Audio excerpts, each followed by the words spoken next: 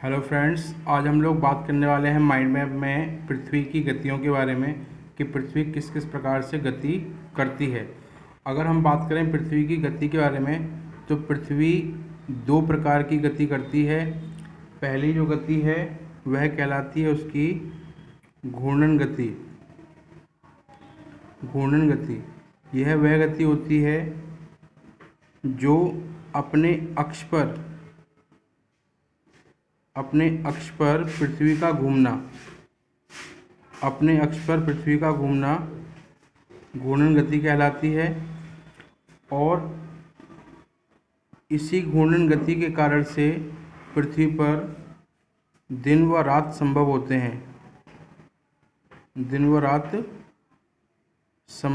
हैं। इसी घूर्णन के कारण से पृथ्वी पर दिन रात संभव होते हैं। इसके साथ साथ इस गति को दैनिक गति भी कहा जाता है जिसका कार्यकाल वह लगभग 24 घंटे में पूरा कर लेती है। इसी के साथ साथ पृथ्वी की सेकंड गति परिक्रमण या परिभ्रमण गति होती है। परिक्रमण या परिभ्रमण गति वह गति होती है जो पृथ्वी अपने अक्ष पर रहते हुए पृथ्वी की सूर्य के चारों ओर परिक्रमा लगाती है। और इस गति को परिक्रमण गति कहा जाता है। इस गति को पूरा 365 दिन 5 घंटे 48 मिनट व 46 सेकंड में पूरा कर लेती है। और इस प्रकार से लगभग 365 दिन 6 घंटे में यह इस कार्य को कर लेती है। इसी कारण से हर 4th ईयर लीप ईयर कहलाता है, यानी लीप वर्ष कहलाता है, जो कि 366 दिन का होता है। वो 6 घंटे कन्वर्ट करके इसको बनाया जाता है। इसके साथ साथ क्या होता है कि परिक्रमण गति करने के कारण से धरती पर वर्ष होता है। तो धरती पर वर्ष होता है, उसका होने का कारण है कि यह सूर्य की परिक्रमा करती है, जो कि 1 वर्ष का होता है। इसके साथ साथ घूर्णन गति का अर्थ होता है कि वह अपने अक्ष पर ही घूमती है, जिसके कारण से दिन और रात होते हैं। इसके साथ साथ पृथ्वी अपने अक्ष पर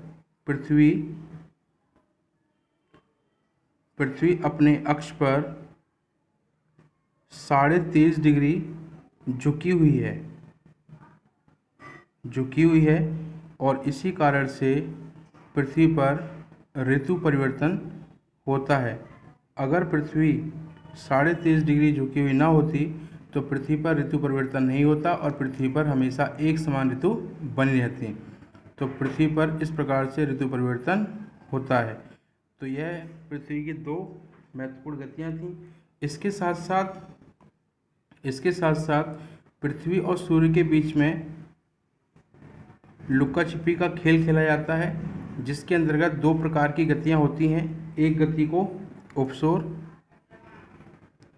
और वहीं दूसरी गति को अपसौर कहा जाता है। उपसौर का अर्थ होता है कि सूर्य की परिक्रमा करते करते पृथ्वी सूर्य के नज़दीक आ जाती है, यानी पृथ्वी का सूर्य के नज़दीक आना, इस घटना को उपसौर कहा जाता है।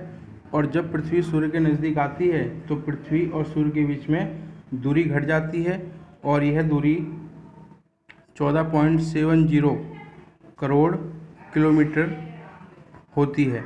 और यह घटना प्रत्येक वर्ष 3 जनवरी को घटती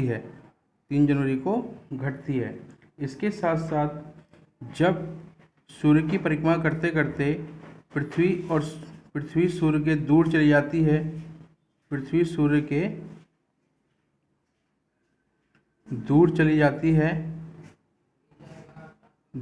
जाती है, इस घटना को अपसौर कहा जाता है। और ऐसी स्थिति में पृथ्वी और सूर्य के बीच की दूरी बढ़कर के 15.21 करोड़ किलोमीटर हो जाती है, यानी कि 15.21 करोड़ किलोमीटर हो जाती है। और इस प्रकार की स्थिति 4 जुलाई को देखने को मिलती है, जब सूर्य से पृथ्वी दूर हो जाती है कुछ समय के लिए। तो इस प्रकार से पृथ्वी और सूर्य के बीच की दूरी अपसौर के नाम से जानी जाती है। इसके साथ साथ पृथ्वी और सूर्य के बीच औसतन दूरी 15 करोड़ किलोमीटर मानी जाती है। ये औसत दूरी है जो कि पृथ्वी और सूर्य के बीच है, पृथ्वी और सूर्य के बीच है, या ये कह सकते हैं कि पृथ्वी और सूर्य के बीच 15 करोड़ का अंतर है। तो इस प्रकार से यह पृथ्वी की गतियाँ थीं, जिसमें हमने पृथ्वी अपने अक्ष पर और सूर्य के चारों ओर जो चक्कर लगाती है उसे घूर्णन गति और परिक्रमण गति कहा गया। इसी प्रकार से पृथ्वी अपने अक्ष पर झुकी है, जिसके कारण से ऋतु परिवर्तन होता है। और अपसौर और अपसौर क्या है और यह किस किस तारीख को होता है, इस चीज़ को लेकर के काफ़ी प्रश्न एग्जाम में पूछे जाते हैं। तो आप इसे ज़्यादा से ज़्यादा अच्छे तरीके से स्टडी करें और ज़्यादा से ज़्यादा मुझे शेयर करें। Thank you very much.